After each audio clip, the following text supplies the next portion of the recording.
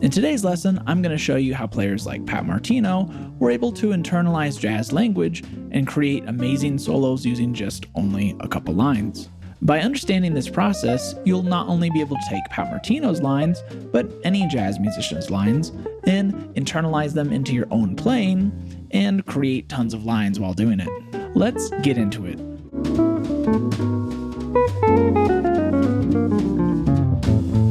So let me play this line.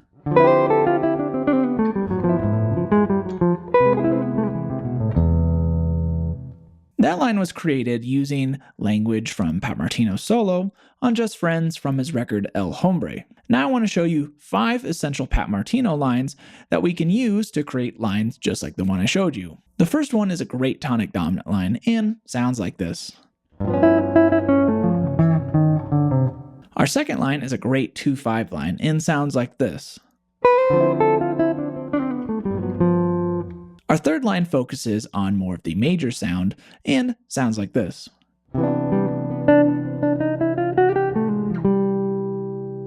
Our fourth line focuses more on the minor side of things and sounds like this.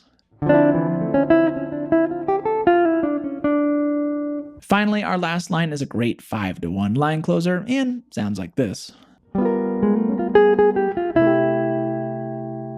I'm going to be posting an in-depth analysis of all these lines, clearly labeling all their elements, on my Patreon page, so make sure to subscribe to that if you're interested in that kind of thing. Alright, so now that we have our 5 essential Pat Martino lines, let's talk about the process to create our own lines out of this. So when you play jazz, it's important to think about these lines or these language bits as part of different sounds. To demonstrate this, let's look at jazz's most played chord progression, the 2-5-1.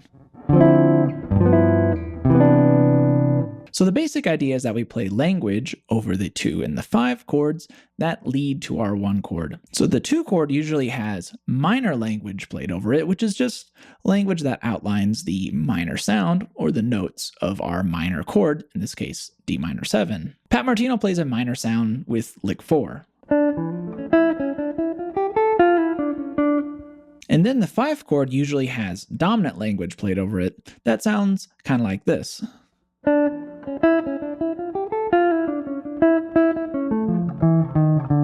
And then typically we use 5-1 ideas to close our lines, such as Pat's line on lick 5.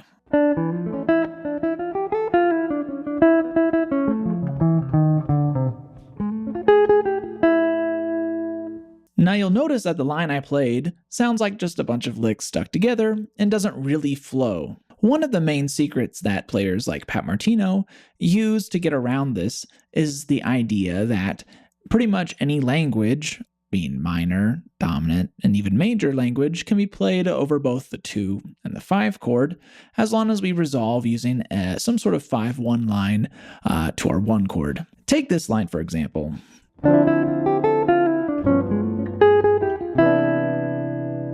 So this line uses only part of lick 4 and then combines it with lick 5, our 5-1 line closer. So another option could be this.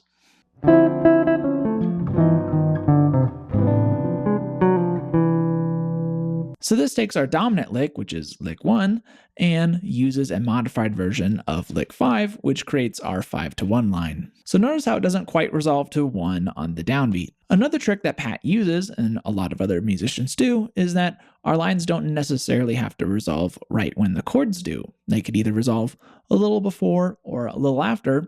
As long as you're resolving, that's really what matters. So we could even take just major language, like lick 3, and put it over the 2 and the 5 chords and resolve it with lick 5.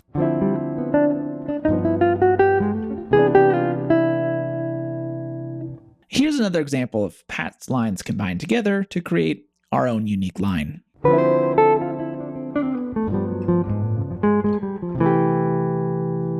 Alright, so next I want to talk about ways to extend and connect our jazz lines together. So you'll notice that Pat uses this guitar shape on both licks 3 and lick 5.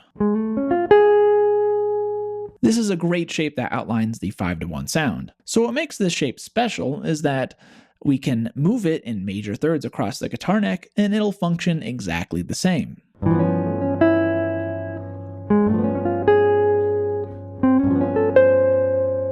So now we can use all these shapes to help extend and connect our lines together. Take this line for example.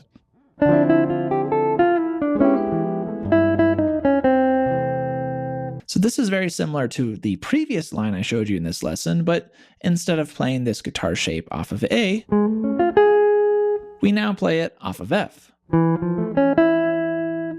Here's an example of using this guitar shape to extend lick 4.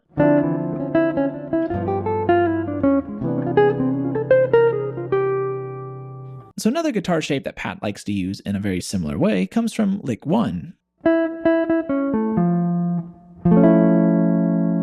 So this shape could of course be used over a dominant chord like it is in lick 1, but you can also use it over a minor chord if you play it off the 9, being E,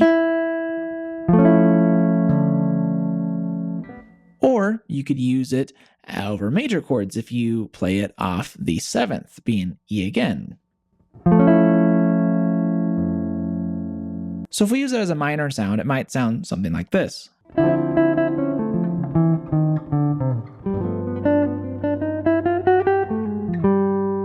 Or if we use it as a major sound, it could sound something like this.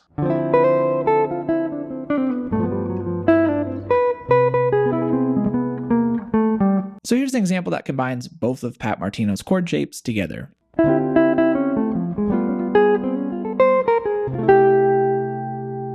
Alright, so you can see that with these 5 essential Pat Martino lines and some knowledge about how to put them together, we can create our own unique lines, and you can see that there's possibly hundreds of combinations. When jazz musicians learn new language, this is the process that they use. So to finish this lesson up, I'm going to demonstrate how to do this.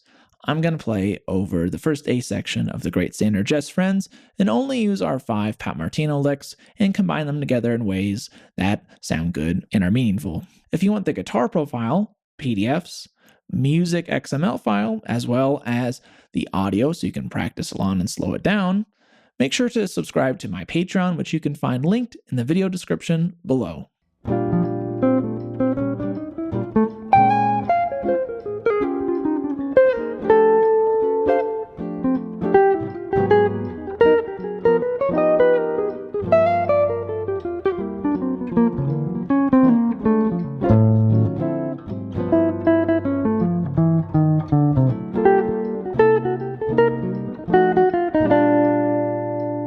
Alright, thank you guys so much for watching this video about Pat Martino's concept to mastering jazz language. If you haven't yet, make sure to check out my previous video, which I talk about Grant Green's lines in the same kind of way.